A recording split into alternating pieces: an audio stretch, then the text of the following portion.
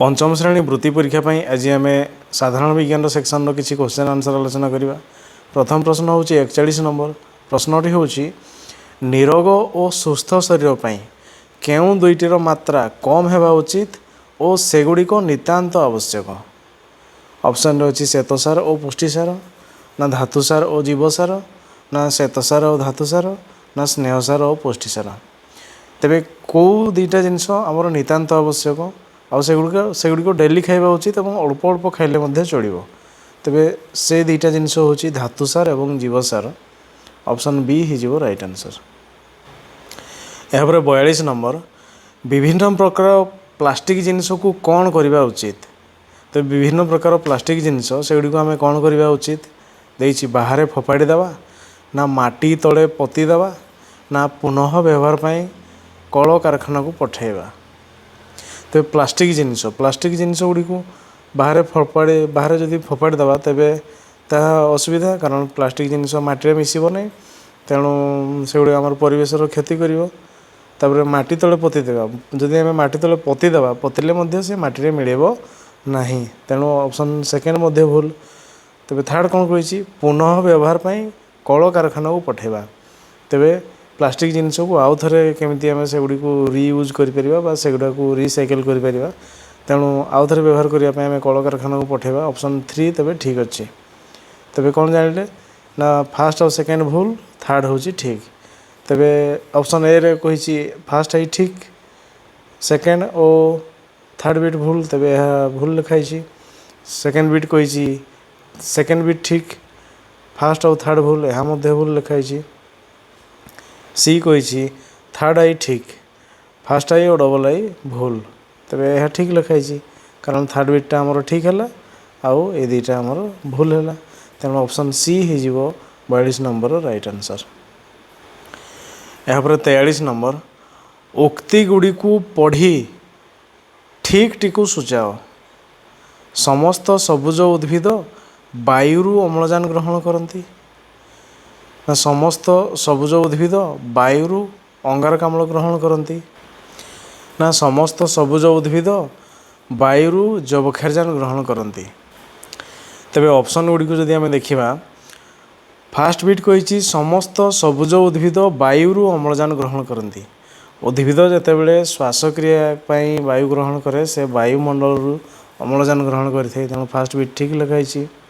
Second bit कही समस्त सबुज उद्भिद वायु अंगारकाम्ल ग्रहण करती, यह ठीक लिखाई, कारण सबुज उद्भिद जितेबाला तार खाद्य प्रस्तुत करें से सी वायुमंडल अंगारकाम्ल ग्रहण करें। सेकेंड बिट ठीक अच्छे।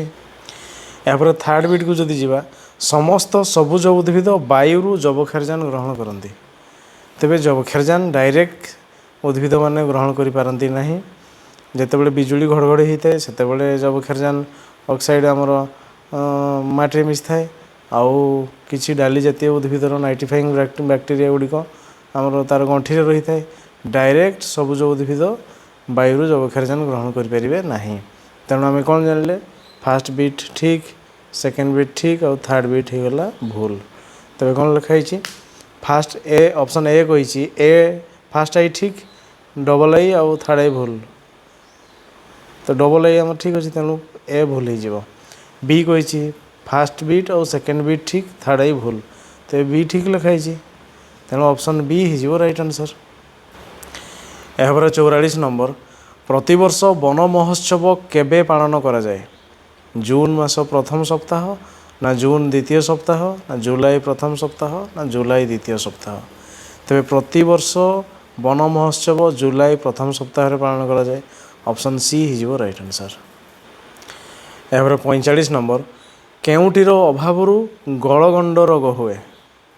धातुसार, ना पुष्टिसार, ना श्वेतसार, ना जीवसार। तेबे गलगंड कौन ना आयोडीन अभाव है आमर गलगंड रोग होता है। आयोडीनटा कौन, आयोडीनटा गोटे हूँ धातुसार। ऑप्शन ए हो राइट आंसर।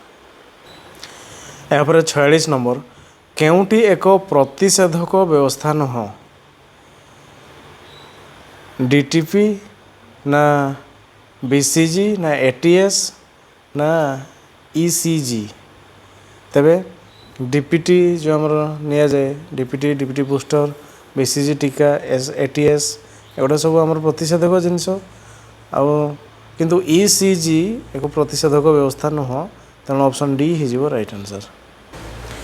यापर 47 नंबर केउटी डेंगूर बाहक एनोफिलिस मशा ना एडिस मशा ना मूषा ना पागला कुकुर।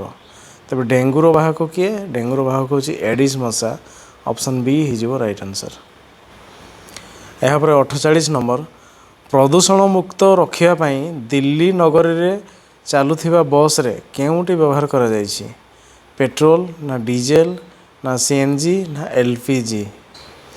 तो प्रदूषण मुक्त रखापी दिल्ली रे चलुवा बस रे CNG व्यवहार कराउछि ऑप्शन सी हो राइट आंसर। यापर 49 नंबर माछर गालिसी जो कार्य करे मनीषर केउ अंग से ही कार्य करे हृत्पिंड ना पाकस्थली ना ग्रहणी ना फुसफुस। तो माछर गालिसी जो कार्य करे मनीषर फुसफुस से ही कार्य करता है कारण माछ तार गालिसी साहाय्य श्वासक्रिया करता है तेणु ऑप्शन डी हो राइट आंसर। यापर 50 नंबर उपयोजन दृष्टि केउटी भिन्न सिजु ना कई ना सतमुड़ी ना घी कुआरी। तेबे उपयोजन माने कौ जगार किए बंची पार तेबे से दृष्टि कौन ना सिजु सतमुड़ी घी कुआरी एगुड़ा हूँ मरुज उद्भिद किंतु कई कई हूँ गोटे जलज उद्भिद तेणु ऑप्शन बी अलगा यही ऑप्शन बी कई हो राइट आंसर। यापर 51 नंबर अग्नि निर्वापक जंत्रु केउ गैस निर्गत होता है अंगारकाम्ल ना अम्लजान ना जबक्षारजान ना उद्जान।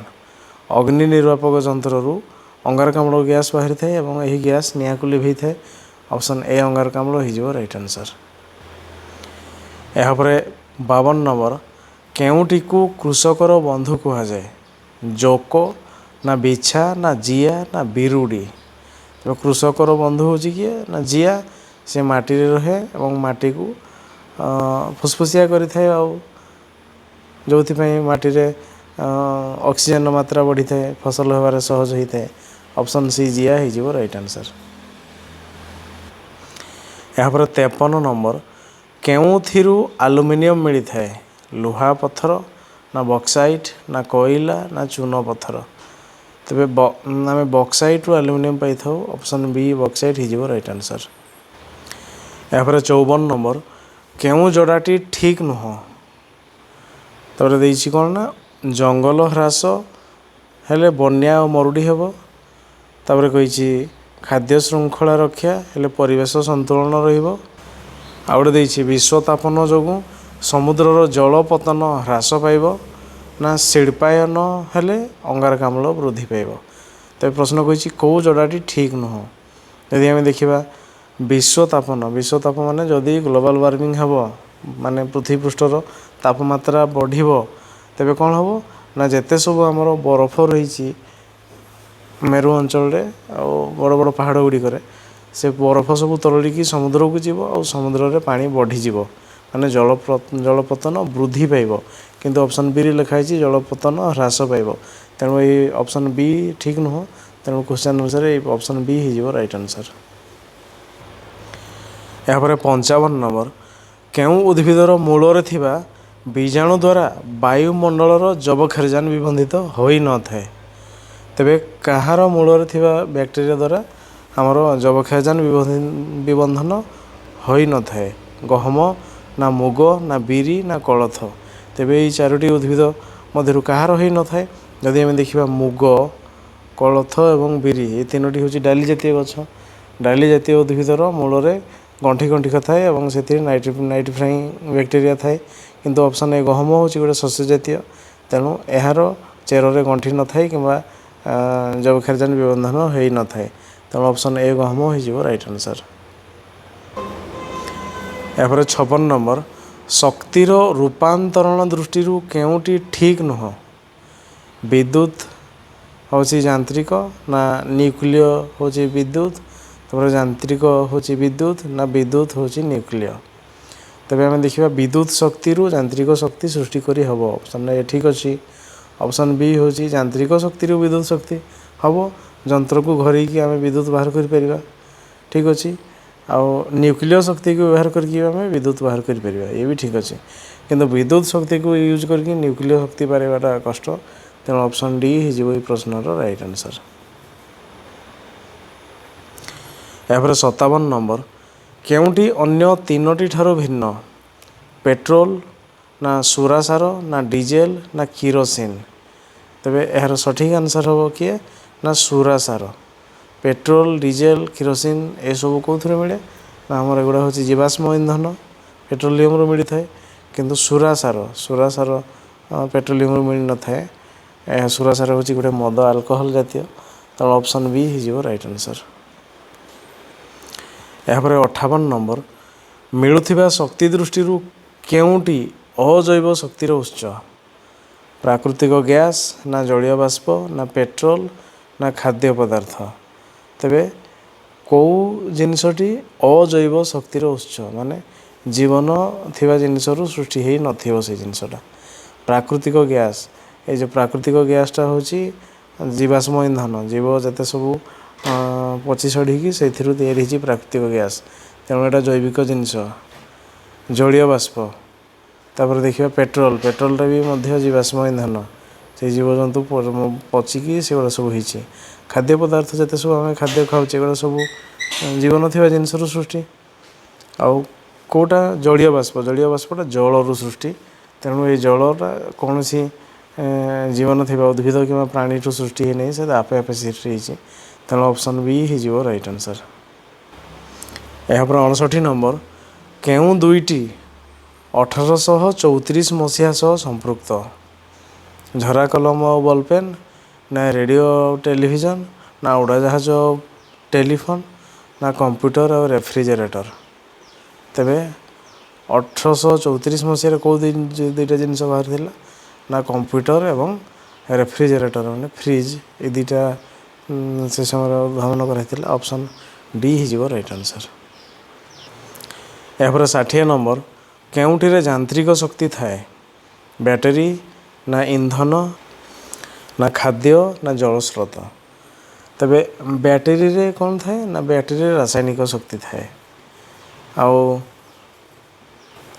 ଖାଦ୍ୟରେ ମଧ୍ୟ ରାସାୟନିକ ଶକ୍ତି ଥାଏ।